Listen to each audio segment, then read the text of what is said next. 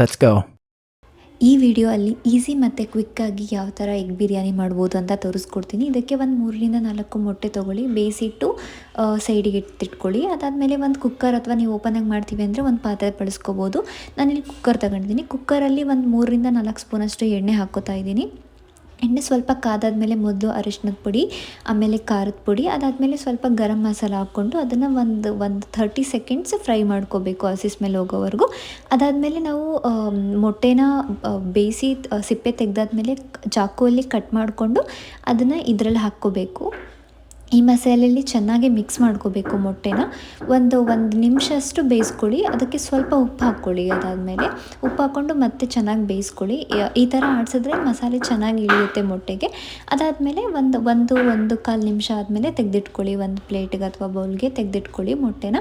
ಅದಾದಮೇಲೆ ಅದೇ ಕುಕ್ಕರಲ್ಲಿ ಇನ್ನೂ ನಮಗೆ ಎಣ್ಣೆ ಮತ್ತು ಮಸಾಲೆ ಎಲ್ಲ ಮಿಕ್ಕಿರೋದ್ರಿಂದ ಇನ್ನೊಂದು ಸ್ವಲ್ಪ ಎಣ್ಣೆ ಹಾಕ್ಕೊಳ್ಳಿ. ಒಂದು 3 ಸ್ಪೂನ್ ಹಾಕ್ಕೊಂಡು ಸಾಕು. ನಿಮಗೆ ಜಾಸ್ತಿ ಎಣ್ಣೆ ಬೇಕು, ಜಾಸ್ತಿ ರೈಸ್ ಯೂಸ್ ಮಾಡ್ತೀವಿ ಅಂದರೆ 4 ಸ್ಪೂನ್ ಆದರೂ ಹಾಕ್ಕೊಳ್ಳಿ. ಈಗ ನಾನು ಎಲ್ಲ ಮಸಾಲೆ ಐಟಮ್ಸ್ ಹಾಕ್ಕೋತಾ ಇದ್ದೀನಿ. ಚಕ್ಕೆ, ಲವಂಗ, ಏಲಕ್ಕಿ, ಸ್ವಲ್ಪ ಜೀರಿಗೆ, ಒಂದು 1/4 ಟೀ ಸ್ಪೂನಷ್ಟು ಜೀರಿಗೆ ಎಲ್ಲ ಹಾಕ್ಕೊಂಡು ಚೆನ್ನಾಗಿ ಸ್ವಲ್ಪ ಹೊತ್ತು ಬೇಯಿಸ್ಕೋಬೇಕು. 1 ನಿಮಿಷದಷ್ಟು ಬೇಯಿಸ್ಕೊಂಡ್ರೆ ಸಾಕು. ಅದಾದಮೇಲೆ ಒಂದು 4ರಿಂದ 5 ಹಸಿಮೆಣಸಿನ್ಕಾಯಿನ ಕಟ್ ಮಾಡಿ ಇಟ್ಕೊಂಡು ಹಾಕ್ಕೋಬೇಕು. ಅದಾದಮೇಲೆ ಒಂದು ಮೀಡಿಯಮ್ ಸೈಜ್ 2 ಈರುಳ್ಳಿನ ಕಟ್ ಮಾಡಿ ಇಟ್ಕೊಂಡಿದ್ದೀನಿ. ಸೊ ಅದನ್ನು ಹಾಕ್ಕೊಂಡು ಚೆನ್ನಾಗಿ ಬೇಯಿಸ್ಕೋಬೇಕು. ಈ ಹದಕ್ಕೆ ಬಂದಾದಮೇಲೆ ನೆಕ್ಸ್ಟು ನಾನು ಸ್ವಲ್ಪ 1 ಸ್ಪೂನಷ್ಟು ಶುಂಠಿ ಬೆಳ್ಳುಳ್ಳಿ ಪೇಸ್ಟ್ ಹಾಕ್ಕೋತಾ ಇದ್ದೀನಿ. ಶುಂಠಿ ಬೆಳ್ಳುಳ್ಳಿ ಪೇಸ್ಟು ಸ್ವಲ್ಪ ಹಸಿ ಸ್ಮೆಲ್ ಹೋಗೋವರೆಗೂ ಹುರ್ಕೊಂಡಾದಮೇಲೆ ನಾನಿಲ್ಲಿ ಒಂದು 2 ಮೀಡಿಯಮ್ ಸೈಜ್ ಟೊಮೆಟೊನ ಗ್ರೈಂಡ್ ಮಾಡಿ ಇಟ್ಕೊಂಡಿದ್ದೀನಿ. ಅದಕ್ಕೆ ಪೇಸ್ಟ್ ಹಾಕ್ತಾಯಿದ್ದೀನಿ. ಅದಾದಮೇಲೆ ಒಂದು 2ರಿಂದ 3 ಸ್ಪೂನಷ್ಟು ಧನಿಯಾ ಪುಡಿ ಹಾಕ್ಕೋಬೋದು. ಧನಿಯಾ ಪುಡಿ ಹಾಕಿದಾದಮೇಲೆ 1 ಸ್ಪೂನಷ್ಟು ಮತ್ತೆ ಗರಂ ಮಸಾಲ ಹಾಕ್ಕೊಳ್ಳಿ.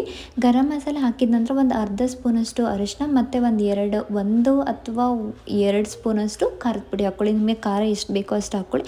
ಖಾರದ ಪುಡಿ ಕಡಿಮೆನೇ ಹಾಕ್ಕೊಳ್ಳಿ, ಯಾಕಂದರೆ ನಾವು ಆಗಲೇ ಹಸಿಮೆಣಸಿನ್ಕಾಯಿ ಯೂಸ್ ಮಾಡಿದ್ದೀವಿ. ಅದಾದಮೇಲೆ ನಿಮಗೆ ಬೇಕಂದರೆ ಒಂದು ಅರ್ಧ ಟೊಮೆಟೊನ ಕಟ್ ಮಾಡಿ ಕೂಡ ಹಾಕ್ಕೋಬೋದು. ಅದಾದಮೇಲೆ ನೀವು ಒಂದು ಸ್ವಲ್ಪ ರುಚಿಗೆ ತಕ್ಕಷ್ಟು ಉಪ್ಪು ಹಾಕ್ಕೊಂಡು ಅದನ್ನು ಸ್ವಲ್ಪ ಹೊತ್ತು ಮಿಕ್ಸ್ ಮಾಡ್ಕೋಬೇಕು. ಒಂದು ನಿಮಿಷದಷ್ಟು ಬೇಯಿಸ್ಕೋಬೇಕು. ಅದಾದಮೇಲೆ ನೀವು ಮುಂಚೆನೇ ತೊಳೆದು ಸ್ವಲ್ಪ ಹೊತ್ತು ನೆನೆಸಿಡ್ಬೋದು ಅಕ್ಕಿನ, ಅಥವಾ ನೀವು ಇನ್ಸ್ಟೆಂಟಾಗಿ ತೊಳೆದು ಹಾಕ್ತೀವಿ ಅಂದ್ರೂ ಓಕೆ. ಅಕ್ಕಿಗೆ ಚೆನ್ನಾಗಿ ಮಸಾಲೆ ಇಳ್ಕೊಳ್ಳೋವರೆಗೂ ಮಿಕ್ಸ್ ಕೊಡಬೇಕು. ನಂತರ ಒಂದು ಗ್ಲಾಸ್ ಅಕ್ಕಿಗೆ 1.5 ಗ್ಲಾಸ್ ಅಥವಾ 1/4 ಗ್ಲಾಸಷ್ಟು ನೀರು ಹಾಕ್ಕೋಬೇಕು. ಆ ಅಳತೆಯಲ್ಲಿ ನೀವು ನೀರು ಹಾಕಿದ ನಂತರ ಅದು ಕುದಿ ಬರಬೇಕು. ಸ್ವಲ್ಪ ಹೊತ್ತು ಕುದಿ ಬರೋವರೆಗೂ ಚೆನ್ನಾಗಿ ಮಿಕ್ಸ್ ಮಾಡಿ. ಕುದಿ ಬಂದಾದಮೇಲೆ ಸ್ವಲ್ಪ ಗಾರ್ನಿಷಿಂಗ್ ಅಂತ ಸ್ವಲ್ಪ ಕೊತ್ತಂಬರಿ ಸೊಪ್ಪನ್ನ ಆ್ಯಡ್ ಮಾಡಿ ಫಿನಿಶಿಂಗ್ ಕೊಡೋಕ್ಕಂತ. ಅದಾದಮೇಲೆ ನಿಮಗೆ ಈಗ ನೀವು ಉಪ್ಪು ಕರೆಕ್ಟಾಗಿದೆಯೋ ಅಂತ ನೋಡ್ಕೋಬೋದು. ಸ್ವಲ್ಪ ಉಪ್ಪು ಜಾಸ್ತಿ ಹಾಕಿರಿ, ಯಾಕಂದರೆ ಅನ್ನ ಬೆಂದಾದಮೇಲೆ ಉಪ್ಪು ಕಡಿಮೆ ಅಂತ ಅನಿಸುತ್ತೆ.